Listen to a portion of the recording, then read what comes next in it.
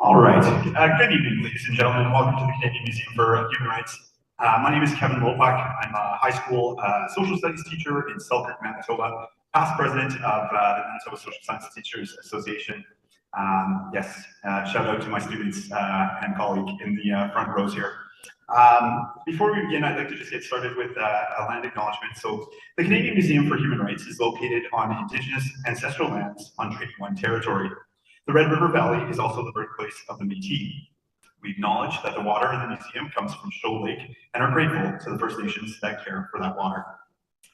This evening, we have a great group of panelists here to be discussing the path to global nuclear disarmament, the intersectionality of human rights and nuclear proliferation, and the collective role we play in shaping nuclear weapons-free future. And just if you could allow me 1 minute just to talk about how for the last 2 days, we've had a great group of students here from all across the province and elsewhere, the United States as well, who have been doing a lot of great work on working towards nuclear peace. And so a big shout out to all those students that are still here after all those hours you put in. Well done. So it is my pleasure and honor to introduce you to our panel tonight. I'd like to start with Dr. Ira Helfand. Dr. Helfand is the immediate past president of the International Physicians for the Prevention of Nuclear War, the recipient of the 1985 Nobel Peace Prize. He is also co-founder and past president of Physicians for Social Responsibility. He is a Harvard-educated physician and internationally recognized peace advocate. Welcome, Dr. Helfand.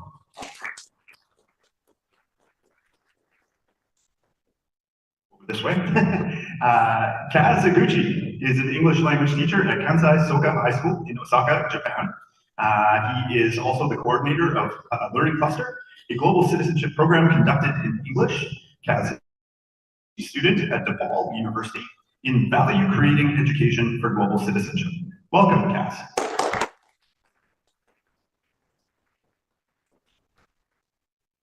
The Honorable Marilou McPhedran, Senator Marilou McPhedran, is a human rights lawyer, professor, and activist, and was appointed as an independent senator in the Parliament of Canada by Governor General David Johnston on the recommendation of Prime Minister Justin Trudeau in November 2016. Welcome, Senator McPhedran.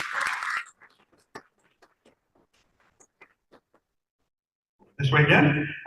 Franco Escobar is a PhD student at Keele University's David Bruce Center for the Study of the Americas in the UK.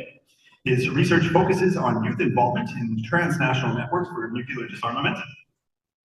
The project was first conceived during his time as a Fulbright Scholar at the Joan B. Clark School of Peace Studies at the University of San Diego in California in May of 2023. Welcome, Franco.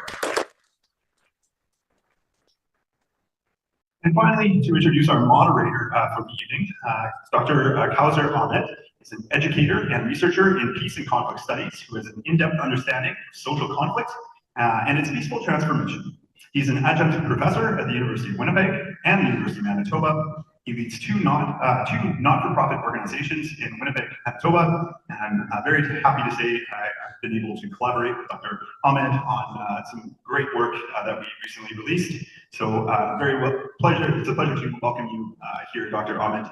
And so with that, I will hand it off to you and have a great evening.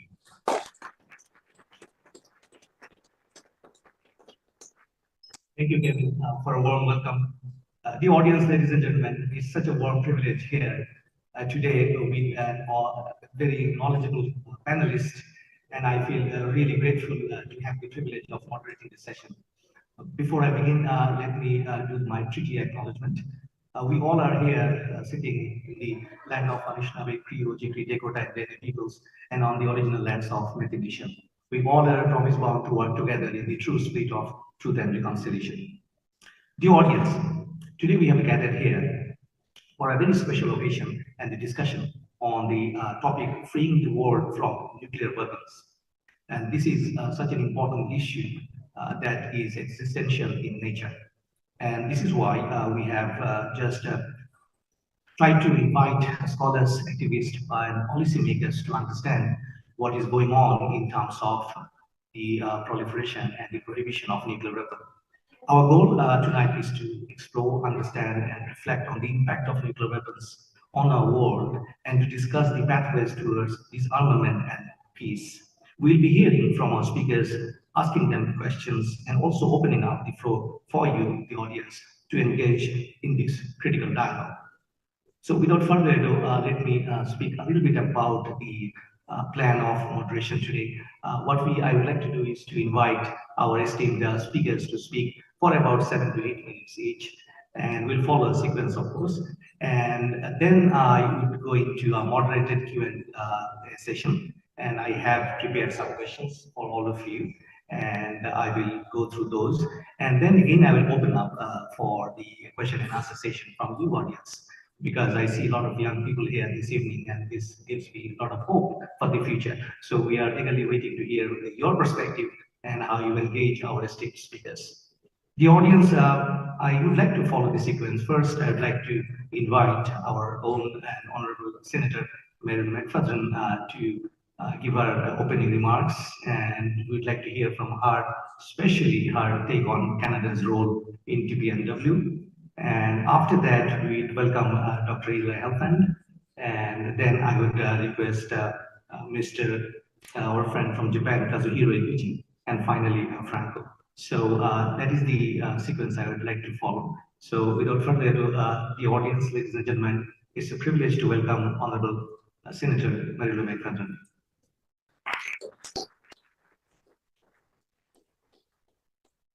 Thank you, everyone, for taking the time to come out on a Friday night.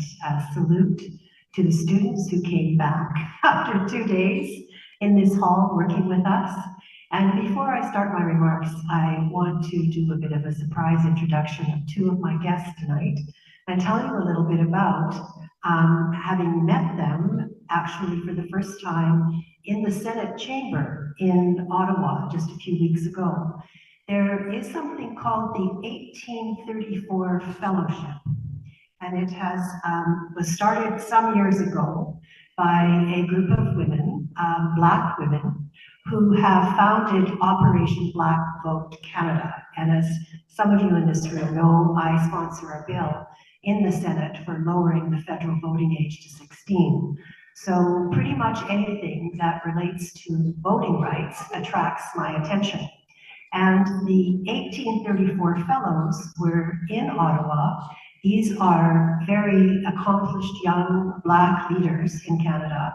1834 is the year that finally slavery was officially abolished. And one of the members of my team in my office is an 1834 fellow. And she came up to me, she said, "Senator, we've got 2 1834 fellows from Manitoba." And I said, I've got to meet them, and I'm so pleased that they're my guests tonight. If I could ask Reem and El Shaddai to stand up for just a moment, please.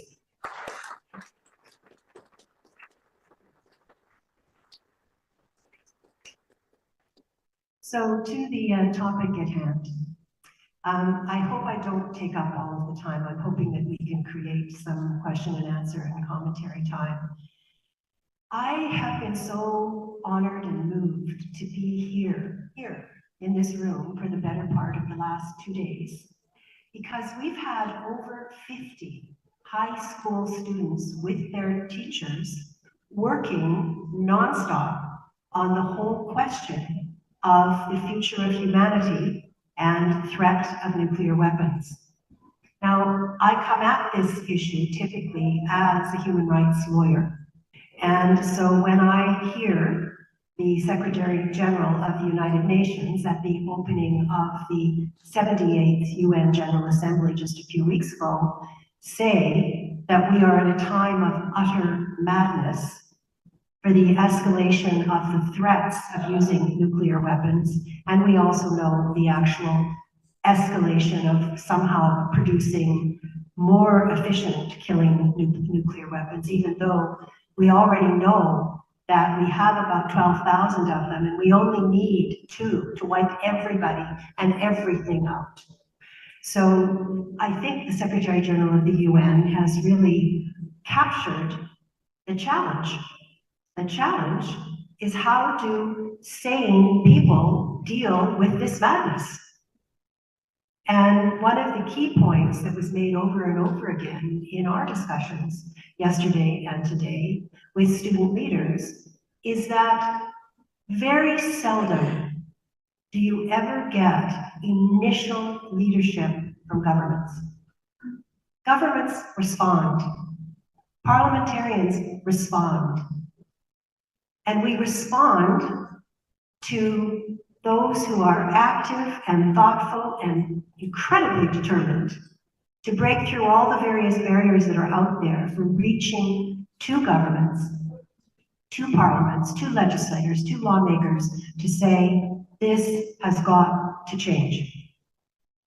And my feeling yesterday and today was that I'm sitting with the leaders, and that the leadership to a large extent in this country is situated right here. It's the community-based leadership from organizations that have come together to co-host the students for the third year for the Youth Nuclear Peace Days.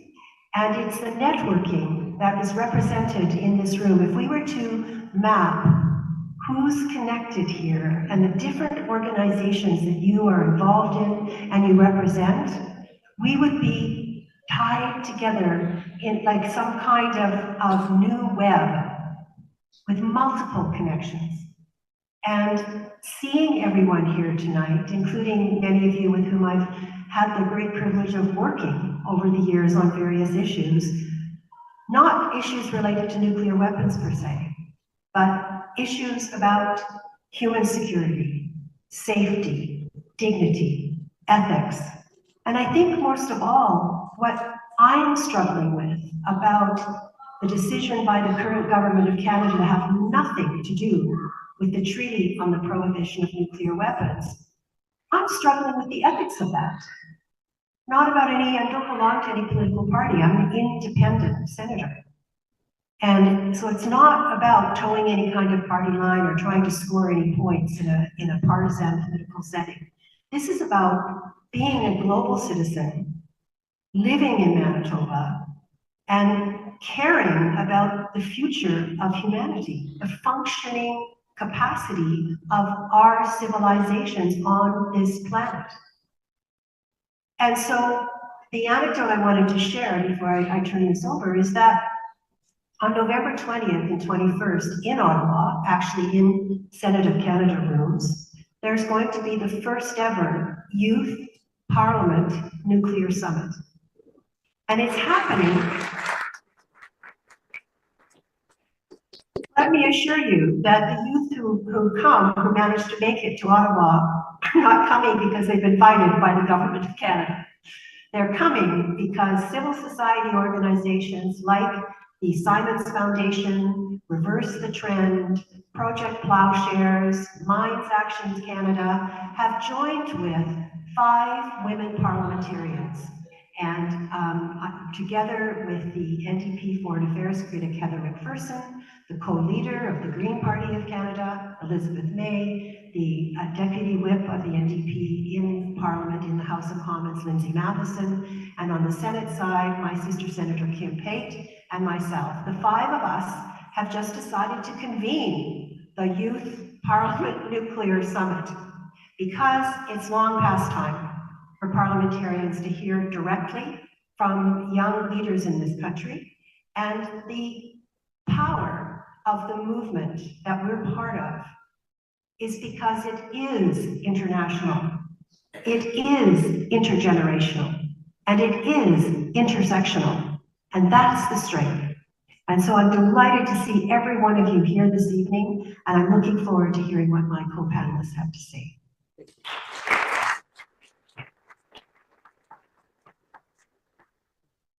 Thank you so much, Senator. It's such an encouraging news that we have the summit coming up in Ottawa. So we look forward to hearing from Ottawa what is happening with the whole process itself.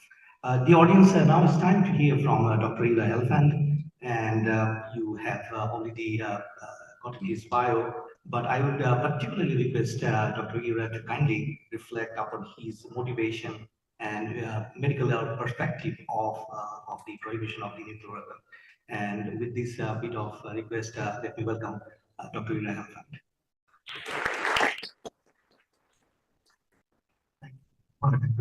Senators, thanks to you all for coming out this evening. This is not an easy thing that we've come to talk about. And we're living at a particularly difficult moment. We've just come out of the worst pandemic in a century. We are living through a year which has demonstrated, I think beyond any doubt, the enormity of the challenge and threat we face from the climate crisis. There are two terrible wars going on in Ukraine, in the Middle East, and many other conflicts around the planet at this time. And on top of all of this, we need to deal with the question of nuclear war. And it's not supposed to be like this. We're not supposed to have this problem anymore. Looking out, I see many people in this audience who clearly remember the end of the Cold War and the enormous sense of relief we all felt that we had dodged the bullet, that we had gotten through that terrible confrontation between East and West without nuclear weapons being used. And I think we all decided at that point we weren't going to worry about this anymore. It was such a relief to have this weight off of our shoulders. We were just going to put it out of mind. And we did. And that was a mistake because the problem didn't really go away. Things got better a bit in the 90s, but thousands of nuclear warheads remained. And 12,000 at this point. And they were just sort of sitting there waiting for things to go bad again. And they've gone bad. Relations between NATO, the United States on the one side, and Russia on the other, are the worst they've been since the end of the Cold War. And they've been that bad even before the invasion of Ukraine, which just made things immeasurably more dangerous. And there are other important flashpoints in the world. The rivalry between the United States and China could also lead to a war that involves nuclear weapons.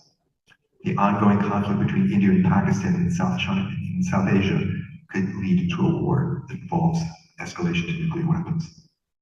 And in that situation, we have to understand that this is not some historical phenomenon that we're talking about. This is a real and present danger. And we have to understand the magnitude of that danger. What's going to happen if we have a nuclear war? And I think that also is something which we have forgotten, people of my generation, and which young people have never been taught. And it's worse than we think. Many of us have images in our mind of Hiroshima and Nagasaki. These are very powerful warnings of what nuclear weapons can do, but they do not begin to prepare us for what will happen if there's a nuclear war today. We're not talking about one or two Hiroshima-sized bombs falling on one or two cities. We're talking about many weapons on many cities, most of which will be anywhere from 6 to 50 times more powerful than the bomb that destroyed Hiroshima. The immediate fatalities from a nuclear war between the United States and Russia would probably amount to over 200 million people dead in an afternoon. The entire economic infrastructure of both countries, and of Canada and Europe, if NATO was involved in the war, will be destroyed. None of the things that we depend on to keep ourselves alive will remain. There'll be no internet, no cell phones, no public health system, no food distribution system.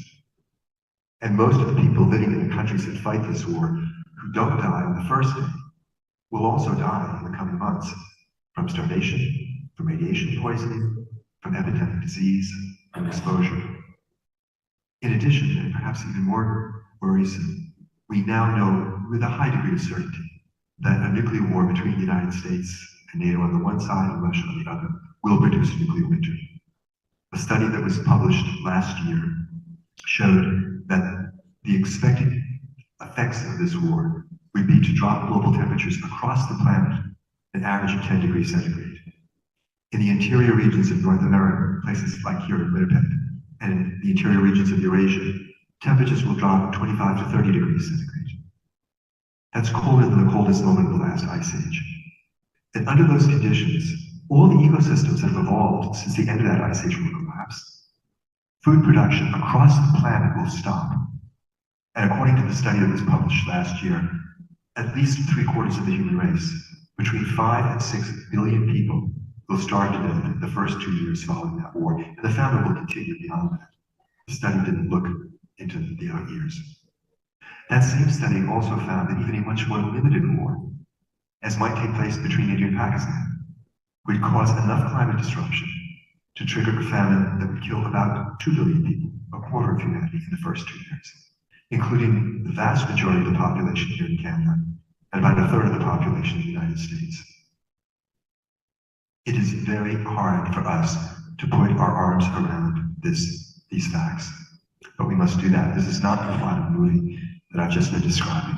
This is the danger we are living with every day, that we allow these weapons to continue to exist. And this is what is going to happen if we continue on the path that we are currently on. We are not here today because we know what we're doing, because we have wise leaders and sound doctrine and infallible technology. We're here in the assessment of former Defense Secretary, U.S. Defense Secretary Robert McPhedran, because, I'm quoting him, we lucked out. It was luck that prevented nuclear war.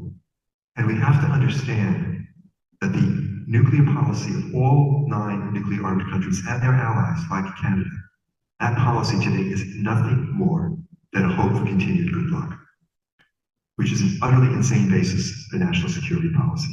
Our luck will not last indefinitely. If we don't get rid of these weapons, the horrible things I've talked about are going to happen. Now, the good news is that this is not the future that must be. Nuclear weapons are not a force of nature over which we have no control. It is not as though an asteroid is coming to this planet and there's nothing we can do about it. These are little machines that we've built with our own hands. They're about the size of the chairs that you're sitting in. We've dismantled more than 50,000 of them already. We know exactly how to dismantle the 12,000 that remain, and we can do it in about 5 years if we make that decision. The problem is that our leaders have not made that decision. They are acting as though they are in control of the situation when they're not. They're acting as though these weapons make us safe in some way when they are in fact the greatest threat to our safety, to our security, and to our survival. And we need to convince them, and we need to pressure them, we need to force them to do the right thing, which is to get rid of these weapons once and for all. And the Treaty on the Prohibition of Nuclear Weapons provides a pathway for doing that. And for people living here in Canada, I think the task is really clear. We need to create pressure on the government in Ottawa to sign and ratify this treaty, and to use that ratification to put pressure on the United States and the other nuclear-armed countries. And each one of us has an absolutely critical role to play in this, because unless we all get involved, it isn't going to happen. None of us is going to do this all by ourselves. But each one of us has to do that part of the job which is ours to do. And if we do that, I think we can be very optimistic. In the 1980s, 1983, the US deployed missiles in Europe with the stated intent of being able to fight and win a nuclear war against the Soviet Union. It was a totally insane proposition, but it was US policy.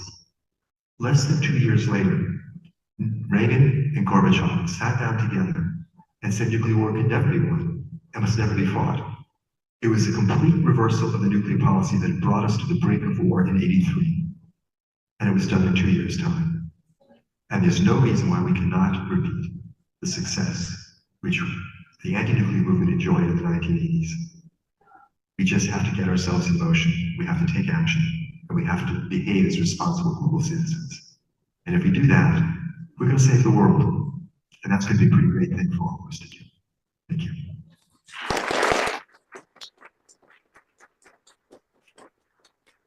Thank you so much, Dr. Ira. It's such a wealth of insights that you shared with us, especially the number of weapons that we have stockpiled over decades. And I'm sure you have heard from him about, even if you start dismantling it, it will take years to actually bring it to zero. Thank you so much once again. The audience, let's move to our third speaker today, Mr. Kazuhiro Iguchi. And as you all know, he's our friend from Japan, and we are going to hear from him his insights, and particularly I will be requesting him about reflecting on two aspects, if you can, about bridging cultures and the role of education in disarmament awareness. Kazuhiro, the floor is yours, sir. Thank you. Good evening, everybody. Thank you so much. It's certainly not easy bringing somebody from Japan to join you today, so I'd like to wholeheartedly thank the organizers of this event, and for you for participating, coming all the way here, and for those who are joining from Zoom, thank you so much.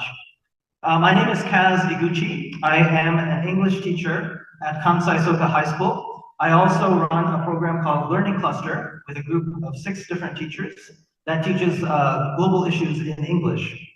And I am, I think, maybe the hope aspect of this panel, because I work with young people. I work with the future.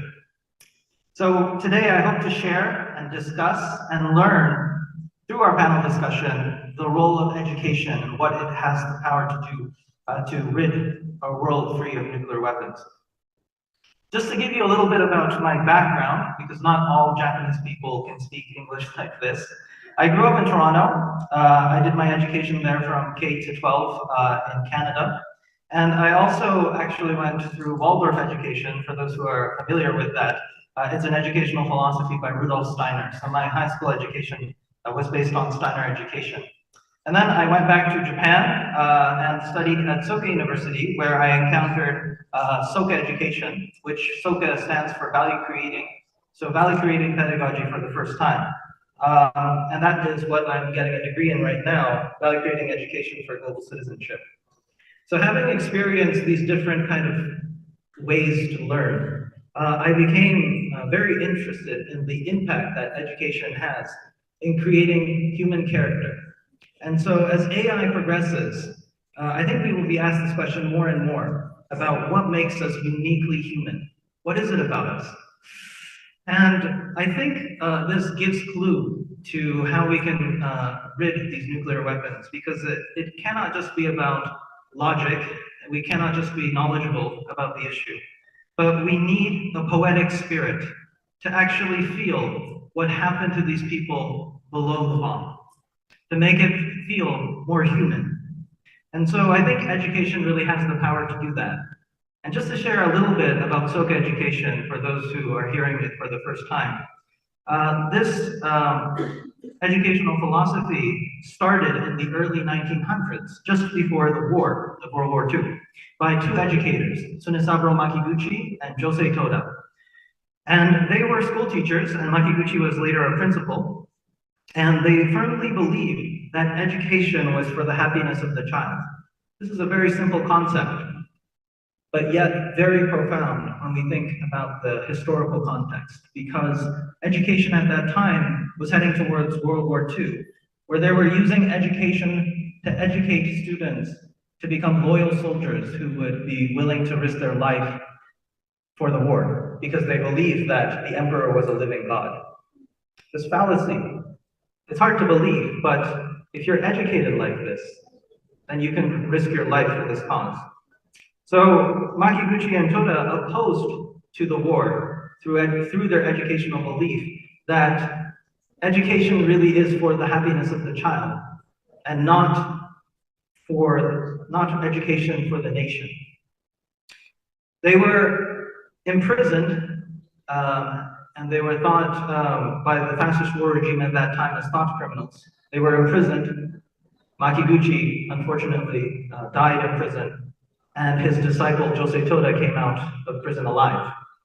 And seeing Japan in the ruins of nothing left behind, Josei Toda embarked on bringing forth these values of value-creating pedagogy into society through his movement of the Soka Kyoiku Gakkai, which will later evolve into SGI, which is Soka Gakkai International. Just before he passed away, Josei Toda made an anti-nuclear declaration in which he said he would like to rip out the claws that lie hidden in these weapons.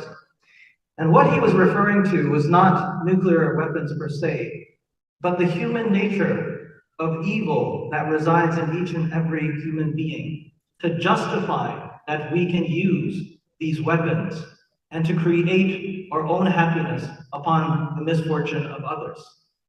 This statement, I think, is very significant and very relevant in today's world, because it's not political. It's that every human being possesses in them this sort of evil that can justify these weapons. So the anti-nuclear movement can become a practice. And I think that's what he was aiming for. And Toda would later meet a young man named Daisaku Ikeda, who would carry on Makiguchi and Toda's vision and spread their philosophy into the fields of peace, culture, and education. And so Daisaku Ikeda is the founder of my school, Kansai Soka High School, and all of the Soka schools that are around the world, actually, all the way from kindergarten to university. So we have 15 different Soka schools around the world, and it's growing. He mentioned that at our school and all the Soka schools, we strive to foster global citizens. And you might think, what is a global citizen? He outlined a global citizen with these three conditions: the wisdom to perceive the interconnectedness of all life, the courage not to fear or deny difference, but to respect and strive to understand people of different cultures and to grow from encounters with them. The compassion to maintain an imaginative empathy that reaches beyond one's immediate surroundings and extends to those suffering in distant places. So in short, wisdom, courage, and compassion. And once again, these qualities also reside in each and every one of us, and this can become a practice. We can practice on becoming a more passionate, a more wiser, more courageous person. And so this is what it means to be a global citizen. And at Kaz Iguchi High School, we also cherish this motto that was given by Daisaku Ikeda, our founder, at our opening ceremony in 1973. He said that we should never build our own happiness upon the misfortune of others. I'm going to repeat that. We cannot create our own happiness upon the misfortune of others. Again, my students and also teachers and everybody involved in my school, we also try to practice this in our daily life through our educational experience. And so this practice of that motto and about global citizenship is where, in which my school treasures. And in the conversations that we've been having at the Nuclear Summit, Dr. Helfand mentioned that we need to get rid of nuclear weapons immediately, and that we don't have so much time. So he used this analogy that when a person goes to the hospital, we need to immediately stop the bleeding. So that's the political side of nuclear weapons, I think. But in the long run, we need to fix the real problem, which is the human spirit that I've been talking to you about. And I think that the true purpose of education can really serve this role. And so that's what I would like to contribute in the discussion that we're going to have. Thank you so much.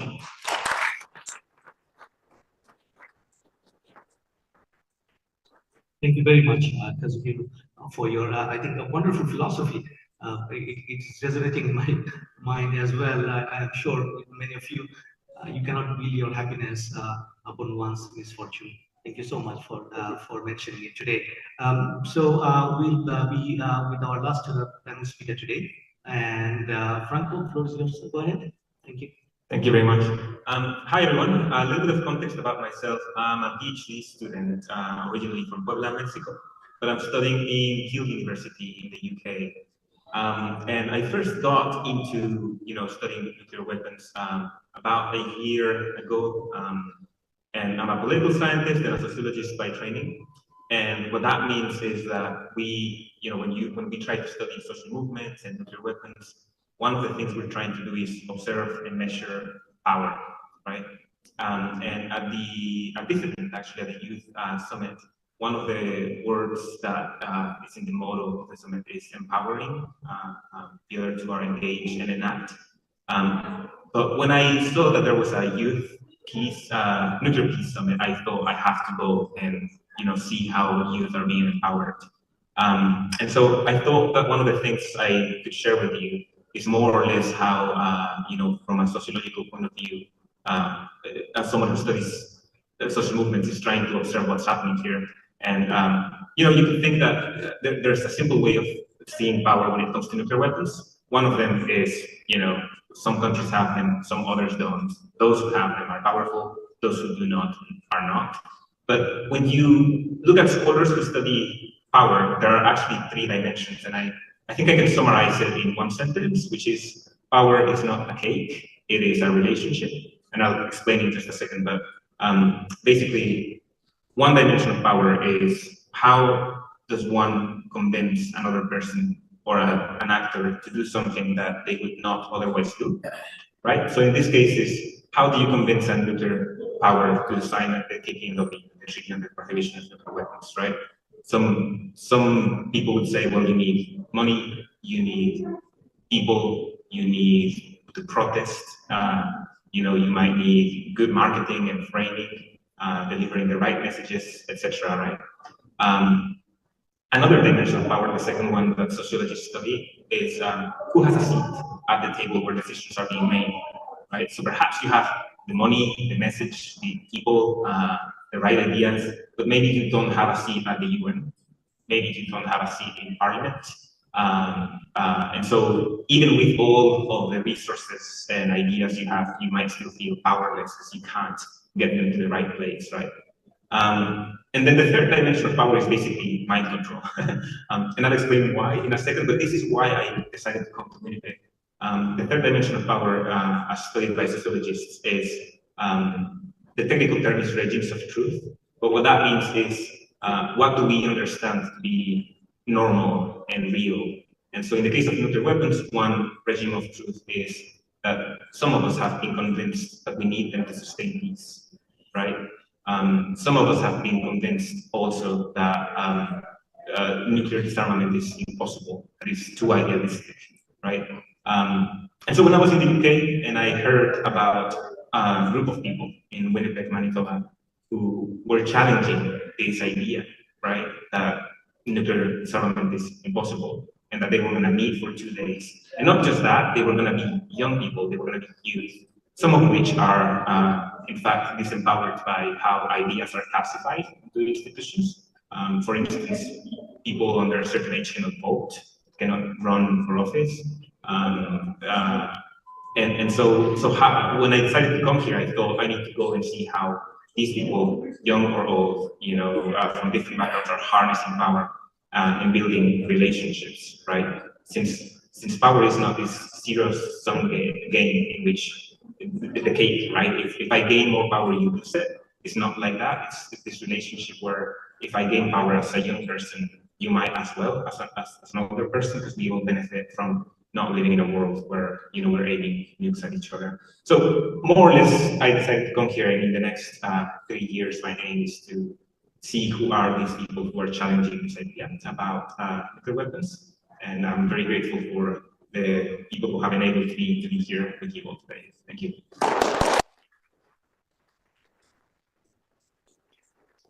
Thank you very much. Welcome to Winnipeg, always. Thank you. So the audience, we are now at the second part of our session today, which is sort of moderated question and answer.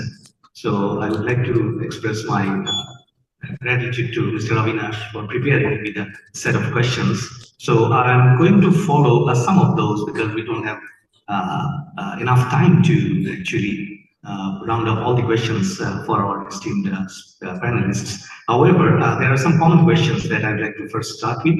Then maybe I would go with some specific questions to specific speakers. So first, I'd like to start with a very general question, but I think these questions are super important for general people like all of us to understand the reason why we are gathered here today this evening. So the question is something like that.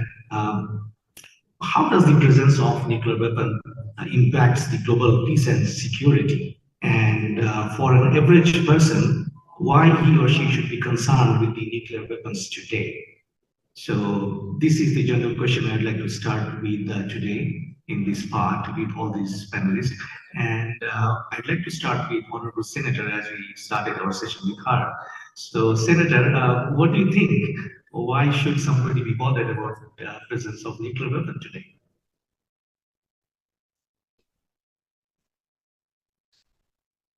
I think we need to be bothered because our government, to a large extent, is not. I think we need to be bothered because we lack leadership on this crucial issue for the survival of all humanity, all species, all everything. And somehow the madness that was referred to by the UN Secretary General, to which I referred earlier, has been normalized. And it's a very strange experience to be in Ottawa and to have numerous conversations with numerous government officials, including ministers, and get the blank look. I asked a group of young activists Also, why is this not on your list of things that you'll take to the streets? And I have a great deal of respect for these young activists. One of them happens to be born to me. And they came back and said, it's too big. It's too big. We can take to the streets on housing. We can take to the streets on food security. We can take to the streets on racial injustice. But this is just such a huge, terrifying concept. The entire annihilation of everything that exists, that it's too big. So I think that if we don't continue, because this isn't a starting point, you folks would not be here on a Friday night if you weren't already way ahead of most of those in government who think about things that need to be done that are a priority. And I think that it's a deep gut instinct to know that this is madness. And the sanity that needs to be brought to this is going to have to come from so-called ordinary people who are prepared to take extraordinary, determined, tenacious, never give up action on this.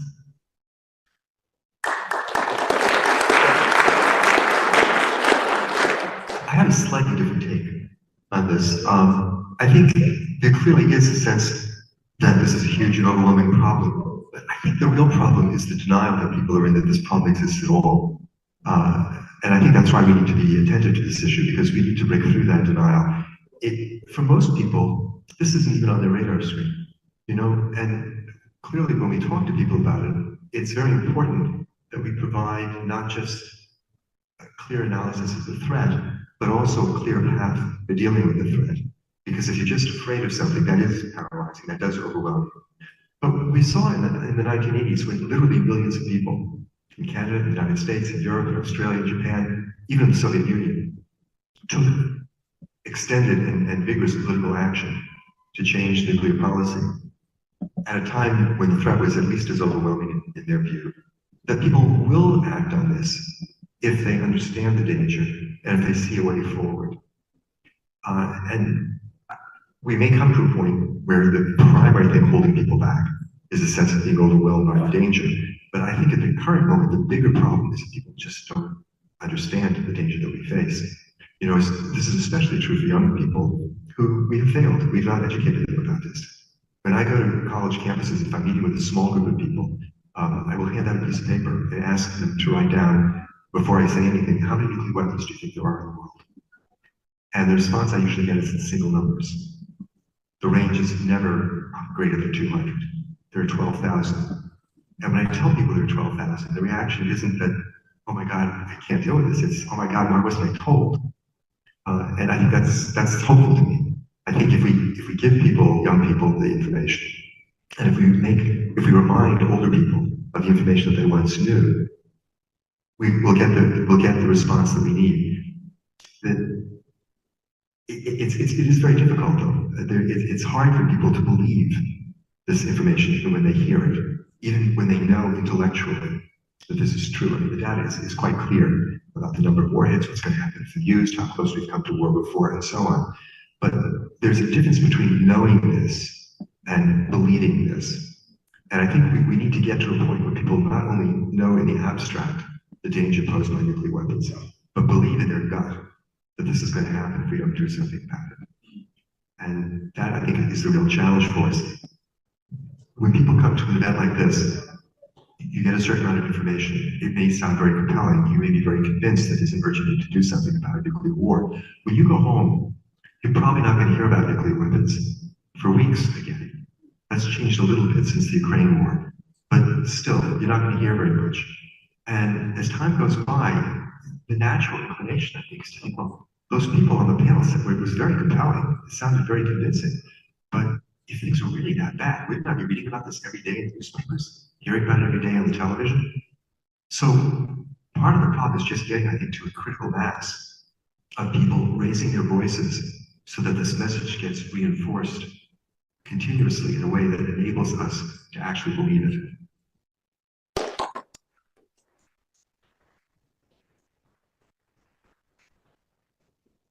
I think the reason why we're all here is because we like to learn something and figure out what we can do. And I think it is really creating this connection, this relationship with this issue through our interest, which is the first part. I'd like to share with you a comment which one of my students wrote after she came back from our trip from Hiroshima. She says, "I learned many important things through Hiroshima fieldwork. First, my views of nuclear weapons have changed. Before going on the fieldwork, I learned about nuclear deterrence theory, and I was somewhat convinced. Although I knew how inhumane nuclear weapons are, I couldn't refute against the idea. However, through hearing the testimonies of Hibakshas, visiting the Hiroshima Peace Memorial Museum, and listening to the poems of survivors, I was disgusted that we can justify having weapons that has the power to make people suffer this much. A world that has such weapons exist is like letting evil exist. This made me realize that international security that depends on threat is not correct, and that true international security should be based on trust." So I just wanted to share that with you. Thank you.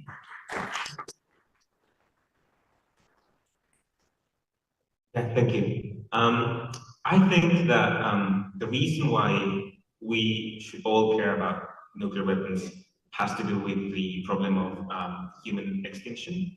And the first time that the scientific community agreed about the possibility of complete human annihilation was in the 1850s, when scientists realized that because of the second law of thermodynamics, the sun was eventually gonna freeze. And that meant that life on Earth was gonna inevitably become impossible to sustain, right? But in a very, very long term into the future. Then came nuclear weapons, and it was not the explosion of a weapon, but instead the nuclear winter that they would cause, that would also, get us into a cloud that would block the sun, and we would be unable to sustain life as well. And then the nuclear weapons made it not only that human extinction was completely possible, but inevitable, but also potentially short term. It could be a possibility, tomorrow, the day after tomorrow, today, perhaps. And then came multiplication of what they call them kill mechanisms, right? So then we have pandemics and biological weapons and climate change and climate change related catastrophes, artificial intelligence, and now we have just so many ways in which human annihilation could happen in the short term, in the long term.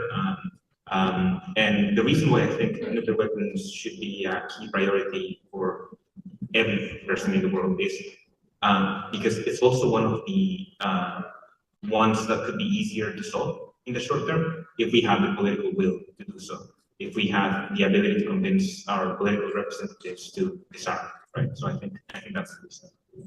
Thank you very much. The audience now, the particular phase that I would like to run is with specific questions to our esteemed speakers. So I will start with Dr. Ira Helfand first. Sir, we have come to understand that TPNW is one of the latest treaty that we have come up with in terms of nuclear proliferation banning. But for our audience, would you like to give a little bit of explanation about the treaty itself? And do you think UN Security Council has adopted something or is going to do something in the future so that TPNW becomes one of the binding treaties for all the nuclear arsenal holding nations? So 50 years ago, most of the nations of the world signed on to something called the Non-Proliferation Treaty. And it was a bargain struck between the countries that had nuclear weapons at the time and those that didn't, as you all probably know. An essential part of that bargain was that the countries that didn't have nuclear weapons wouldn't develop them, but the countries that did would engage in good faith negotiations to eliminate their arsenals. For the most part, the non-nuclear nations upheld their part of the bargain, and the nuclear armed states that didn't. They've never engaged in serious negotiations to eliminate their arsenals, and after years, of stonewalling on their part.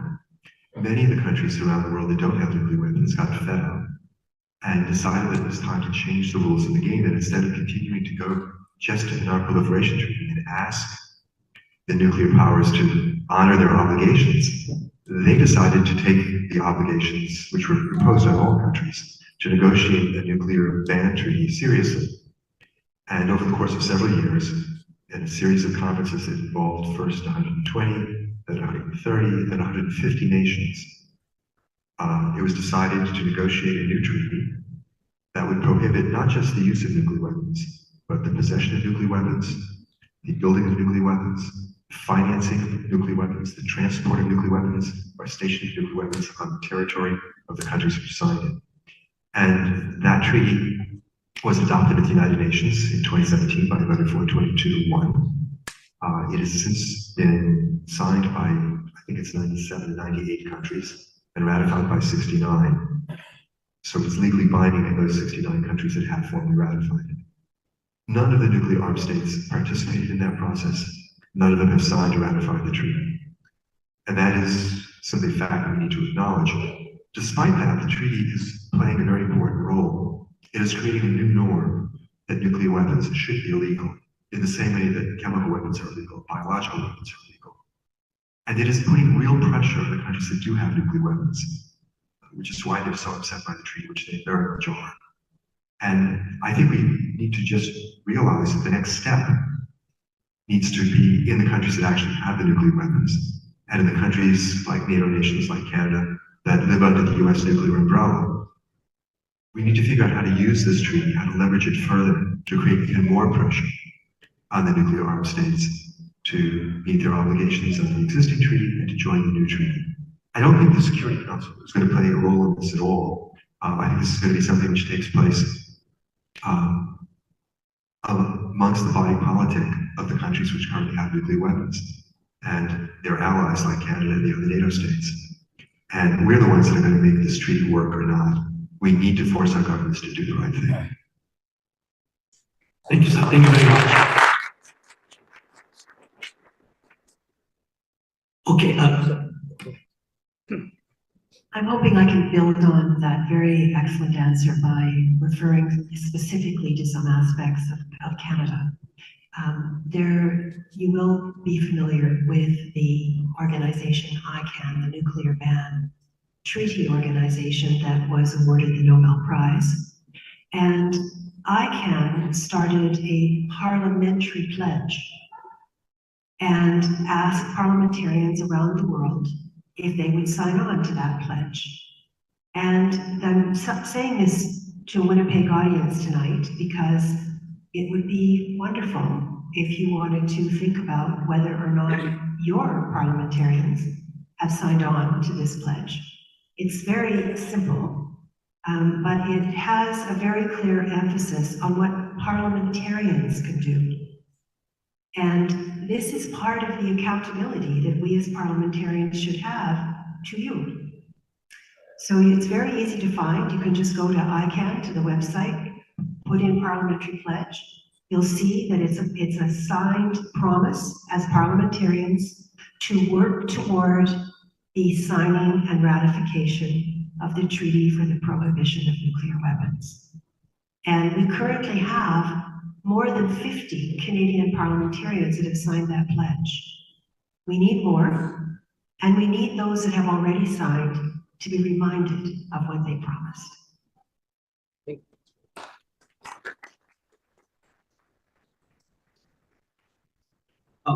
I had a question for you, but since you already had some discussions about how to sign the petition, so I just wanted to ask you a question in a way that since you live in Ottawa, you spend a lot of time in Ottawa, you are very close to power. Our question is, what do you think are the reasons for Canada not signing the TPNW? Is it just geopolitics, or is it the lack of political willingness to some extent? Well, I think we do see a clear lack of political will. And I think we see that lack of political will at the leadership level of the federal government because of pressure, both in the form of NATO and a very rigid policy that's being interpreted in a very rigid way, that it's all or nothing, nuclear weapons all the way. That's actually not what the NATO policy says, but that is the interpretation that's being given. And then we also have to remember who lives south of us. And that all of the many ways, when you reference me being close to power, forgive me, but I did roll my eyes a little bit. I've actually never felt quite so far away from power as I do when I'm in Ottawa. It's really ironic. I've spent my whole adult life as an activist and an advocate and a human rights lawyer, and I felt for decades that I could pretty much get through to powerful people. And ironically, often as a senator, I don't feel that way. As a senator, I have come to appreciate even more how crucial it is for parliamentarians to hear from and be held accountable by people at home when we come home for gatherings like this.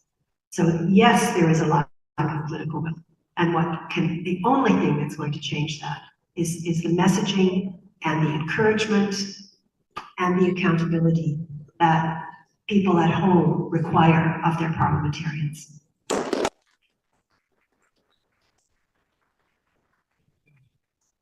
Such a wonderful response. So let's move back to Kaz. In terms of education, what is currently being taught in Japanese schools and on the World War II nuclear bombardment and nuclear disarmament? And if you kindly also share with us at what grade levels these educations are being imparted. Okay, as I mentioned before, I was educated mostly in Canada, but from what I am seeing and learning, history, when we learn about history, we often hear that history is written by the victors. I think that history is taught from different perspectives in different countries. It depends where you are in the world. And I recently had one of my students that went to Taiwan and saw a museum there about the history of what Japan did to Taiwan, which has never been taught in Japanese history books. And so she came back and she had learned about all of the heroic history of Japan and was baffled that Japan had its dark history that has never been told in history classes. And I think this is somewhat similar in the sense that we always play the victim when it comes to World War II. And we always approach history as Japan did this and America did that, but that doesn't really do justice to create value from history. We just take sides. So it's very important, I think, to acknowledge. This is actually one project that my students are doing to create. Is it possible to create a universal textbook about history? And so one of my students are embarking on that kind of research. But we approach history by teaching it as a fact. And that's what I said about teaching above the bomb, that what happened above the bomb. But when my students learn about what happened to the people below the bomb, having experiences going to Hiroshima and meeting with the A-bomb survivors, their understanding of history completely changes. And I think in Japan, at all levels, we do take our students to Hiroshima or Nagasaki to have these kind of experiences. And just recently, before I was coming, there was on TV kindergarten students going into the Hiroshima Peace Memorial Museum. I mean, this is very traumatic stuff for kindergarten children to see. But there is a powerful message. It's not just about despair, but there's so much hope that when you meet with these A-bomb survivors, they don't talk about hatred and they don't talk about who is to blame, but they share their story because they don't want anybody, any human being, to experience something as horrible as what they saw and have experienced. And so when it comes to the message of peace, there's no agenda. And that I think that these hibakshas, the A-bomb survivors, really teach us that when everyone in all walks of life can appreciate life and to work for peace together. I think that's the message, the strong message that we can learn from what is happening. And one more answer to the question, at what grade level? And so actually I'm having my students go to elementary school in around February when they complete their research projects to share what they found to elementary school children. Because we make this issue so complicated, but if you can teach elementary school children about this issue, then you really need to understand it, and you really need to feel what is at the root of all of this problem. And actually, children do a much better job in understanding, because it's about, I think children do this so much better than adults. It's about making friendship and not having the bias and overcoming our fear to unite and to work together harmoniously. So I think that as a teacher myself, I learned tremendously from my students about how to be a better human being. So thank you. Thank you very much. My last question to Franco. Franco, you spoke about power, and I'm very much interested about this topic itself, because in UN Security Council we have 5 powerful countries, and out of 5 countries, 3 are democratic countries, G7 nation. So my question is, do you feel optimistic about grassroots level movement, civil society movement, because these movements are less powerful than the powerful states or the leaders who run those states with regards to nuclear disarmament? What do you think? Yeah, I definitely feel optimistic. There's most of the social movements that have enabled sociologists to theorize about how civil society creates social change have been based on movements where youth have a very important role. If you look at the civil rights movement, Occupy Wall Street, Black Lives Matter, Yo Soy 132 in Mexico, or the Indignados in Spain, and the list goes on, Fridays for Future, and you have now icons of youth activists like Greta Thunberg and many others, where there seems to be a strong drive for social change through protest as a form of engaging with the world that people desire to live in and the change that they want to see in the world.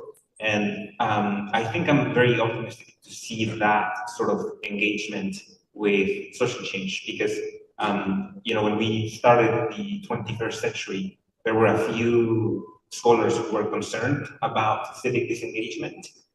There was this belief that, especially in America, but throughout the world, people were not voting. People were, even if they had the right to vote, they were not exercising the right. They knew less about who their representatives were. They didn't care much about their neighbors and the amount of associations that they created, whether for sports or for any other kind of interest that they had, seemed to be more and more solitary, more individualistic. But I think recently with social movements, we've seen this sort of engagement of youth for the issues that they care about, and I think that makes me optimistic. Thank you so much for being optimistic.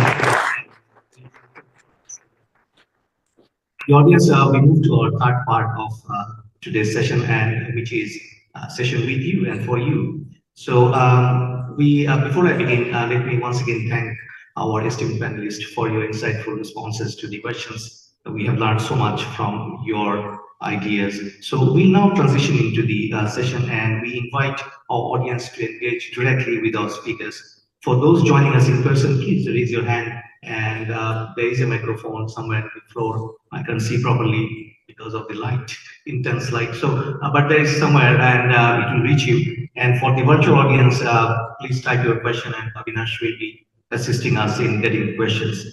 Some of the guidelines, we aim to get through as many questions as possible, so we ask that you keep your questions concise and to the point. Please state your name and affiliation before you ask any question. And if your question is directed towards a specific panelist, please mention their name, otherwise any of the speakers may respond. And in the interest of time, to allow diversity of questions, we may not be able to take all the follow-up questions. So it's a huge guideline, but nonetheless, if you can remember half of it, I'm happy. So Go ahead. Oh, yeah, just introduce yourself first, okay? Go ahead. Hello, my name is Eddie Lachey. I'm from Burbank, California. I wanted to ask that once we abolish nuclear weapons, we will still know how to make them. And I'm concerned with that even if we don't have these weapons, we're still gonna go back to our tendencies of going to conflict, going to war. And I wanted to ask you guys, how do you think we go about abolishing something like war, which is a vicious cycle that we're stuck in, which I think is under the root of even the issue of nuclear weapons? Thank you. Do you have any panelist in mind, particularly? Anyone? Anyone, okay.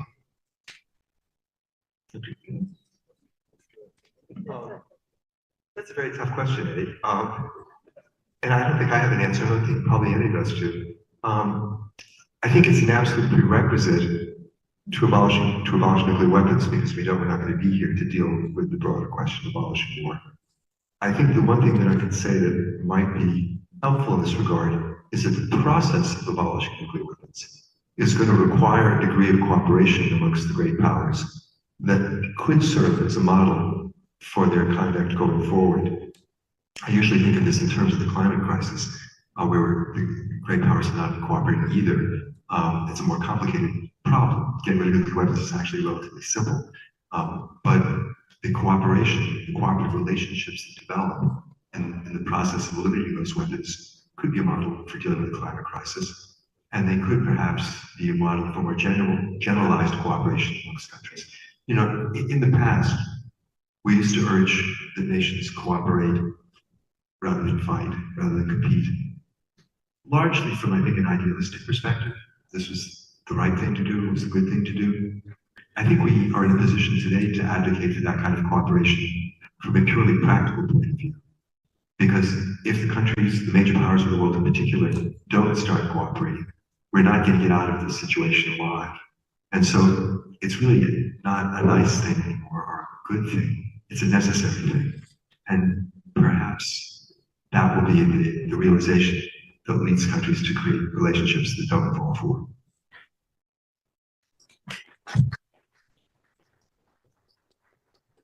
You may experience me as speaking a bit more frequently, but I just want to point out that this is my way of contributing to the gender balance on this panel.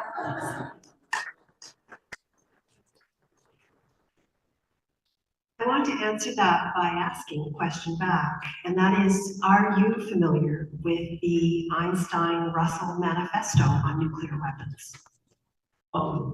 A little bit, yes. So for those who are not, in the Cold War, back in the 1950s, two of the most famous men in the world led a movement for scientists to respond to the threat of nuclear weapons in the context of just mere years before that, the devastation with the A-bombs that we've already heard about on Japan. And that became known as the Russell-Einstein Manifesto. And I'm going to just very briefly quote from part of it, because that in turn led to invitations to various scientists, including Oppenheimer, and maybe I could have a show of hands how many people have seen Oppenheimer, who declined, not because he disagreed, but because he wanted to go his own way. But this is a very short excerpt from that manifesto. We have to learn to think in a new way. We have to learn to ask ourselves not what steps can be taken to give military victory to whatever group we prefer, for there no longer are such steps. The question we have to ask ourselves is, what steps can be taken to prevent a military context of which the issue must be disastrous to all parties? There lies before us, if we choose, continual progress in happiness, knowledge, and wisdom. Shall we instead choose death because we cannot forget our quarrels? We appeal as human beings to human beings. Remember your humanity and forget the rest.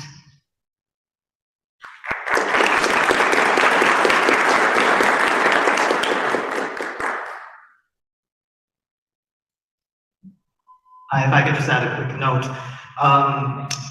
One experience I recently had with visiting Nagasaki this year, a survivor said that even before the existence of these weapons, people were throwing stones at each other. So even if we get rid of these nuclear weapons, we would find a way to harm each other. It doesn't need to be nuclear weapons. And I think that's the real problem that Josei Toda, who I mentioned to you about, the root cause of nuclear weapons needs to change, a fundamental change in the human heart to really see and treasure the dignity of life. And once again, the motto that is cherished at my high school, which is to never build your own happiness upon others' misfortune. So I think at the end of this discussion, if you still go home and say, I have nothing to do with nuclear weapons, or I'm not a nuclear expert, or I never will be, I think for myself, I would fail as a panelist, because I think that the real cause of nuclear weapons is not when we think beyond the weapons and come back to what is really the fundamental problem. It is the heart that we can justify that somebody's life is greater than another. So I think in this regard, we can all play a role, whether it be nuclear weapons or bullying or being disrespectful to somebody. I think that nuclear weapons, getting rid of nuclear weapons, starts from our behavior in our day-to-day life. Thank you. And I just add one very short thing to that, which is, I think that the logic of banning nuclear weapons is not to unlearn them and how to make them. In fact, many of the weapons we have banned, we also still know how to make them and use them. And not just weapons, but also other things that have been abolished, like slavery or capital death in some countries, are things that we know can still happen. And I think that the logic of banning weapons is more to make them less likely to happen in unintended ways, rather than to ensure that we never again, see them. I think it's more minimizing the risk of things going wrong.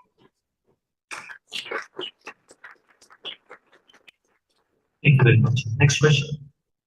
I'm Jacob Gaynor from North Selkirk, and just tying into Eddie's question. So would we ever be able to separate nuclear energy from nuclear weapons? Because at least by my understanding, all these nuclear armed states have nuclear power.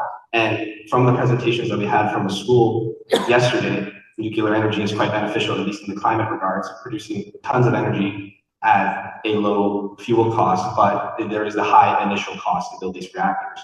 But what I was really wondering is, would we, due to proliferation, can we separate these, separate the idea of building nuclear power plants in these lesser developed countries from them building weapons? Franco touched on it a bit, but with not being able to unlearn how to make weapons, but reduce them. But I think that's the general fear of why we don't have nuclear power around the world. We're reducing climate change, because it's the fear of the building of the nuclear weapons in these other countries. So I was just hoping some panelists could address that. Yeah, I think it's important, really important for us to understand that nuclear power is not the answer to the climate crisis. It is an extraordinarily expensive way of generating electricity. And every dollar that we spend on nuclear power is essentially a dollar diverted from the real solution, which is the further development of conservation, efficiency, solar power, wind power. The electricity that you get from nuclear power, that same dollar you get 5 times as much by adopting these other strategies for the climate crisis. And so the push to build more nuclear power plants is really exacerbating the climate crisis. It's diverting resources that need to be used to fight the climate crisis. And that's only one of the problems with nuclear power. The other one that is most important is the one you're alluding to, which is the intrinsic relationship between the technology involved in nuclear power production and nuclear weapons production. Essentially, any country that has the ability to run a nuclear power program has the potential to develop nuclear weapons as well. The technologies are that closely allied, and it becomes a further burden on the international system to monitor the rate of the fissile material produced in those nuclear power plants and make sure that it does not get used as a weapon. So the presentation that was made yesterday did show that there is a smaller carbon footprint from the operation of the power plant. It didn't look at what the impact is going to be on our overall carbon production if we invest in nuclear versus renewables. And I think that's really where we need to look at this. The nuclear power industry is trying desperately to position itself as the solution. Their efforts are as dishonest, frankly, as their previous assertions that nuclear power was clean and too cheap it would be so cheap that you wouldn't be able to meter it. Just quick, two additional points on that in full agreement with. One is that we're seeing right now the weaponization of nuclear plants. Zaporizhzhia in Ukraine is the most compelling and concerning example of that. And the second issue that is in no way adequately addressed as yet is waste storage. And in Canada, we have an unfortunate practice of storing a good amount of nuclear waste on Indigenous lands. Thank you, Senator. Thank you very much. Next question, please. Microphone here. Hello. Sorry. My name is Kidiro. I'm coming from Phillips Exeter along with my companion Christopher Straub. But essentially, one of my questions is that, as I understand it, most of the nations that possess nuclear arms also possess a significant role in global affairs, widespread military presence, and many enemies worldwide, which are usually kind of like similarly powerful. Inherently, this makes disarmament a fighting process for nations. It makes them susceptible to the threats of the enemies who still hold nuclear arms, basically rendering them defenseless if they kind of abandon this idea of deterrence. And also, Mr. Iguchi, you kind of mentioned how the kind of core idea between banning this idea of deterrence is kind of taking that first step towards peace. But my question is both how and do you think it is possible for kind of like large groups of people in all of these republics to willingly take that first step to disarm and then be at the mercy of their enemy in this, in the name of essentially just like global peace, or taking first steps towards that? Is it directed to any of the panelists specifically? No panelists in particular, maybe like Dr. Helfand or Mr. Iguchi. So I was having a little bit of trouble hearing the question, but if I understand it correctly, you're asking how is it that we can get people to take the risk of disarming and perhaps putting themselves at the mercy of other people. Is that correct? Yeah. So in terms of nuclear disarmament, I think that none of the nuclear armed states are going to be willing to disarm unilaterally because of those kinds of concerns. And there's going to have to be an agreement worked out between all 9 of the countries that have nuclear weapons to disarm according to a set timetable with adequate verification that each country is meeting its obligations under the agreement, and with enforcement provisions if a country tries to cheat on the agreement. If that is done, there are still going to be some real issues because some of the countries that have nuclear weapons truly believe that their existence as a nation or the existence of the current regime is threatened. This is particularly true of Pakistan, of Israel, and North Korea. And I think we're going to have to address those concerns as part of the negotiating process. We're going to have to provide adequate assurances to these countries that if they give up their nuclear weapons, their security will be guaranteed. Now, this has been made enormously more complicated by the situation in Ukraine, which gave up its nuclear weapons. As part of an agreement, the Russians explicitly promised to respect the territorial integrity of Ukraine. And now they have invaded the country twice, once in 2014 and again now. And this is sending an absolutely horrible message to everyone. And we're going to have to, this is part of the problem that we're dealing with right now. We're going to have to come up with some kind of an agreement with Pakistan, with North Korea, as much as we would like to see a change in the regime in North Korea, with Israel, that makes them feel that they will not be destroyed as nations if they get up their nuclear weapons. That's a challenge. It's not a reason not to do this. It's just one of the obstacles we're going to have to overcome.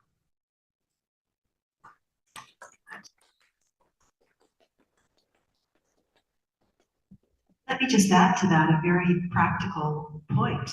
That is the crux of the Treaty for the Prohibition of Nuclear Weapons. That is at the heart of the treaty. And almost 2/3 of the members of the United Nations have signed on to that treaty, and it's been activated in a very short period of time compared to the other 2 treaties, which are still limping along, even though one's existed for 50 plus years and the other one was from more than 25 years ago. So we don't lack for the mechanism. We lack for the action to implement the mechanism. We've done the legal work. It's there. And so that circles right back to the whole discussion about why we're here tonight and how do we shift governments. And it absolutely makes no sense for one country or two countries to retain nuclear weapons. And we'll always, as humans, have to live with the possibility that someone is lying. But the complete abolition of nuclear weapons, getting the nuclear powers to see this and to agree to this, is what has been articulated right from the Einstein-Russell Manifesto through to today, except that today we have an activated international legal instrument that sets all of that out.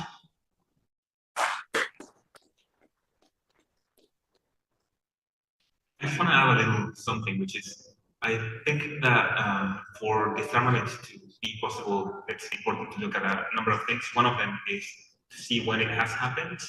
For instance, South Africa has disarmed, and there are countries like Mexico or Argentina that have the know-how to produce the weapons and the capabilities to do so. In fact, some of them attempted to produce them and then gave up that desire. So maybe it's also important to look at the circumstances in which that kind of path occurred. And the other thing is perhaps for more, not necessarily understanding the decision to disarm as a quick decision, but more of a gradual. I know some of the people who are trying to make this happen are trying to get countries to first posture themselves under a no first use policy, which, you know, if all the nuclear powers took that position and then they realized that none of them were willing to use nuclear weapons first, it also makes the decision of, okay, if no one wants to use it first, then why do we have them in the first place? So there are things like that in the logic of disarmament that I think, if it were to happen gradually, would be important to look at.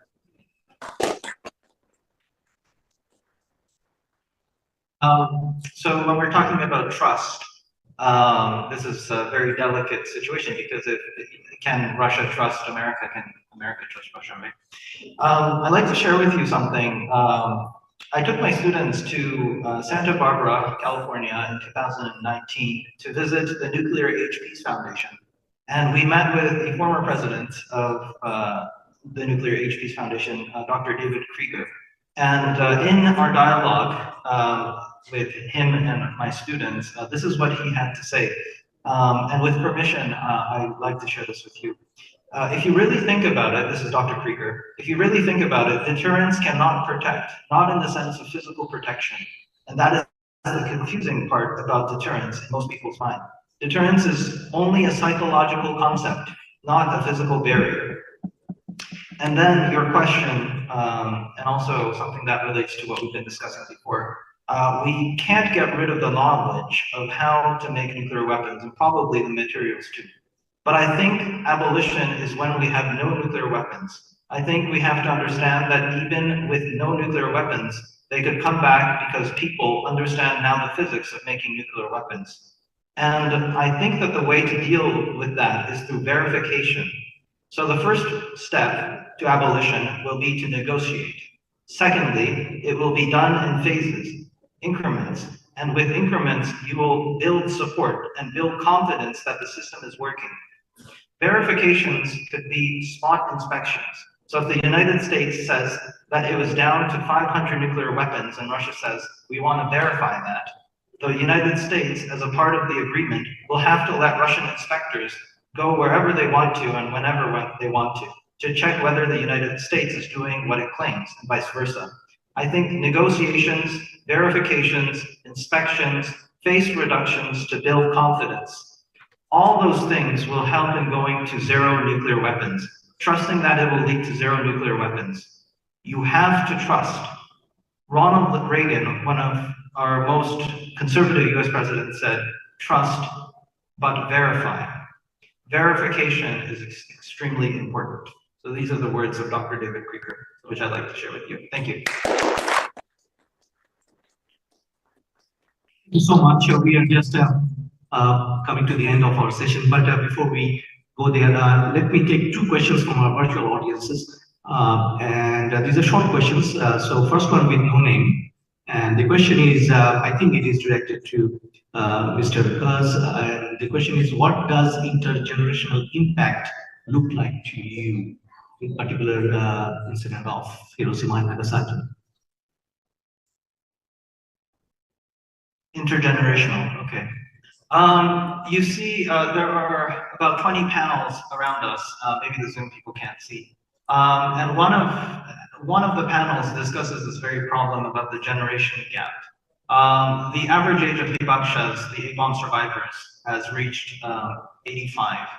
And I think this is a very difficult question. So how can the next generation still inherit, still understand the atrocity of the war and to continue creating value of peace, to protect peace from it, is the most difficult challenge, I think.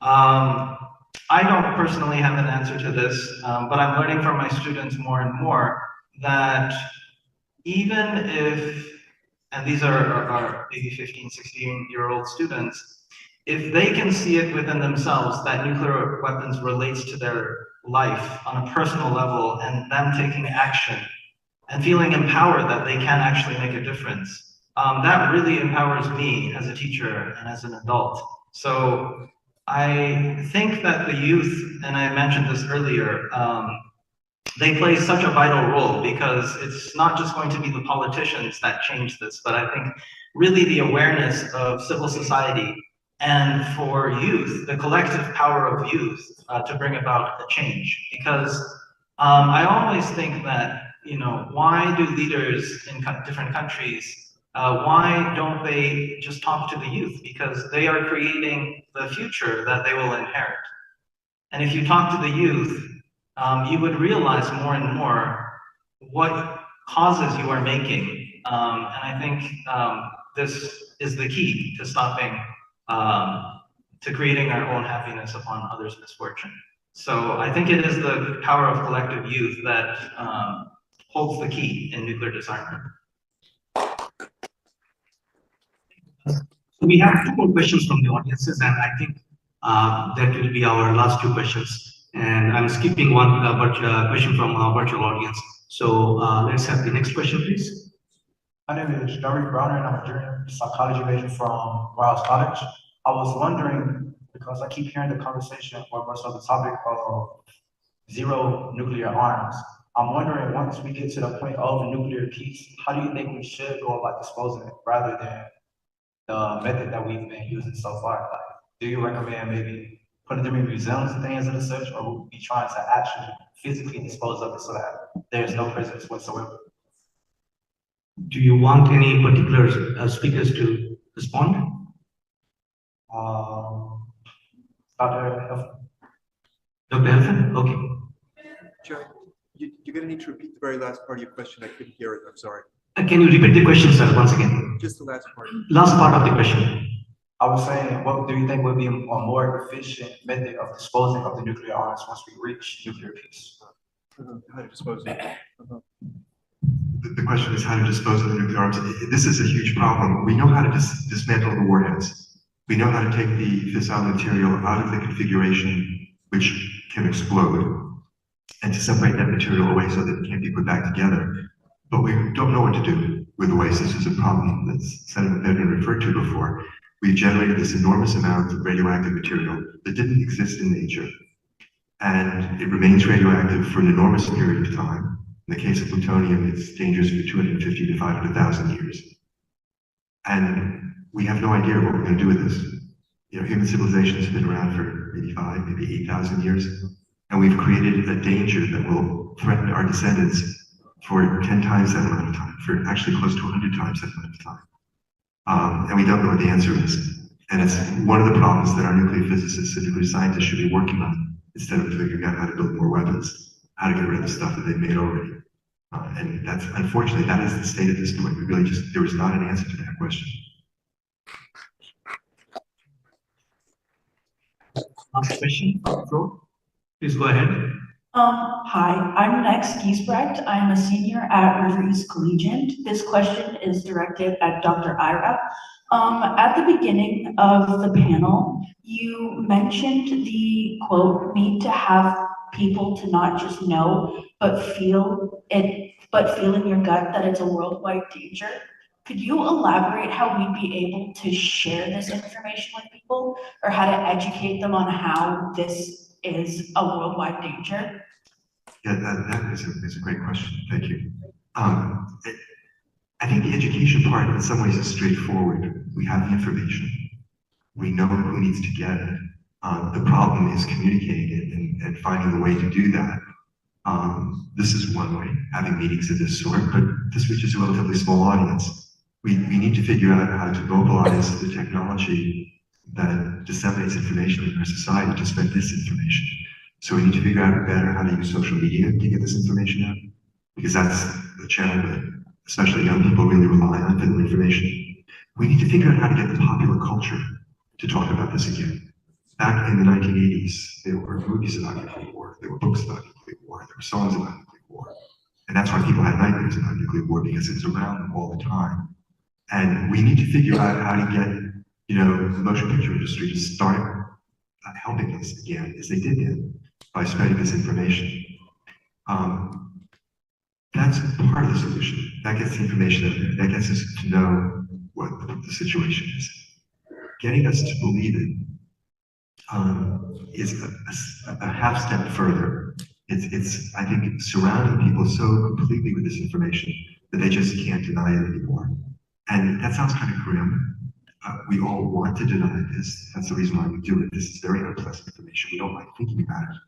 But what happened in the 1980s, when we did mobilize the necessary numbers of people to change policy, was just what I described.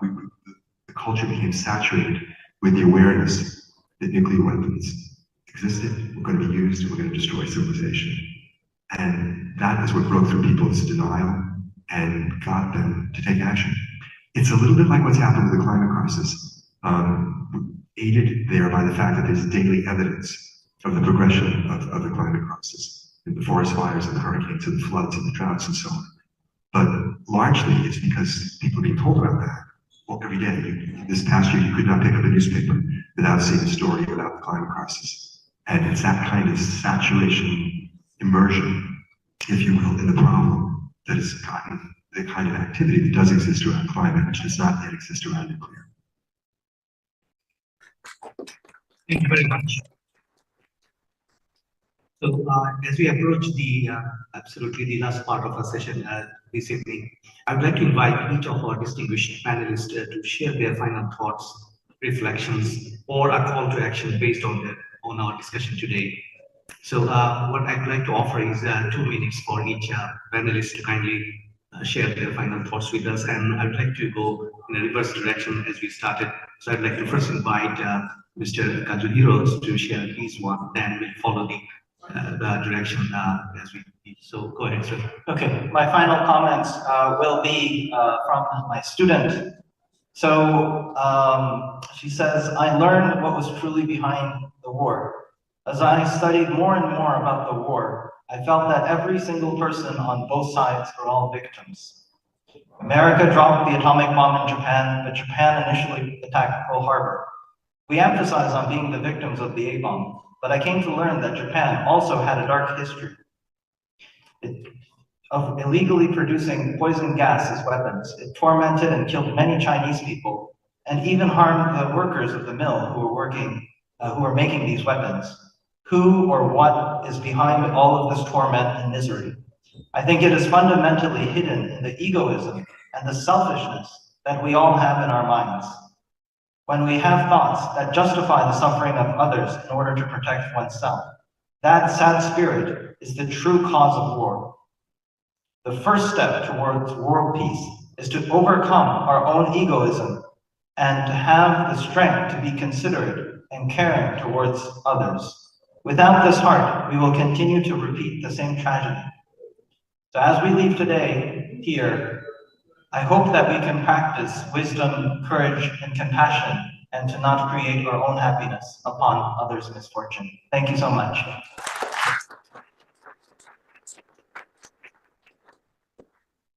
I think for my final remarks, I would like to emphasize the creativity and diversity that I have seen in Winnipeg in the past 2 days. Since I got here 2 days ago, I've been able to meet some of the young people who met here in this very part of the museum. And I have been really impressed with the creativity of the youth that participated here. Some of them were creating visualizations of data to be able to share with a wider audience online websites. Some of them were creating clubs and goals to make their schools, their cities, their states nuclear weapon-free zones. Some people were planning to write letters to their representatives. Other people wanted to create a podcast. I learned about a movie that's being made and soon to be released in the next year or so. And the list goes on. If you could see my journal that I took to Winnipeg to make notes, it's full with notes of all the ideas that were shared here. And I am simply grateful to have been invited to be here, and I look forward to seeing what else comes out of these meetings. Thank you.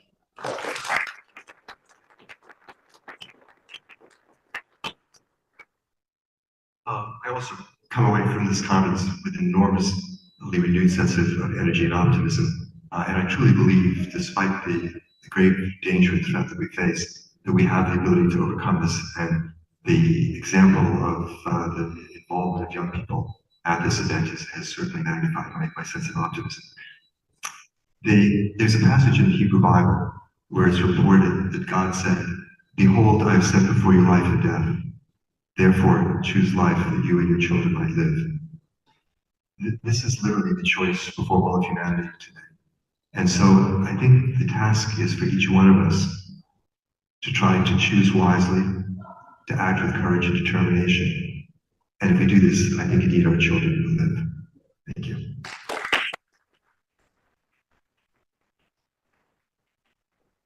Thank you. I'm madly hand signaling here, trying to ask Avinash to bring up to show you the amazing banners that were done by students today.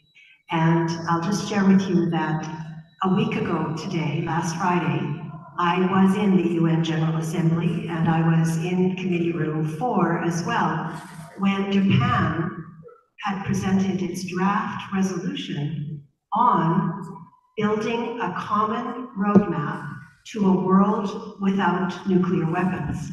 This is a draft resolution that's been negotiated for quite some time, and it was adopted. It was amended in certain parts, but it was adopted last Friday at the very end of the day, and it will now go to the UN General Assembly as a resolution for all the countries in the world to consider.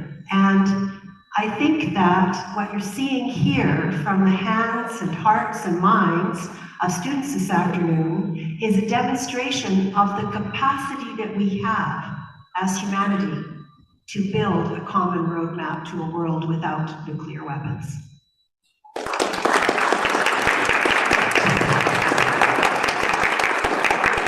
Thank you very much. What a wonderful conclusion of today's session. Thank you so much, Senator, once again for explaining and showing us so much of hope. On behalf of everyone here and those joining us virtually, I'd like to extend our heartfelt gratitude to Dr. Ira Helfand, Mr. Kaz Iguchi, Senator Marilou McPhedran, and Franco for contributing to this important dialogue this evening. A special thank you as well to our Master of Ceremony, Kevin Lobach, and all the staff and volunteers at the Canadian Museum for Human Rights for hosting us and making this event possible. And of course, a big thank to all of you in the audience, both in person and online, for your active participation and for being a part of this important conversation. We should remember the journey towards a world free from nuclear weapons continues, and it requires our collective effort. We encourage you to stay connected, continue learning, and keep advocating for a safer and more peaceful world. Good night, and thank you for joining us.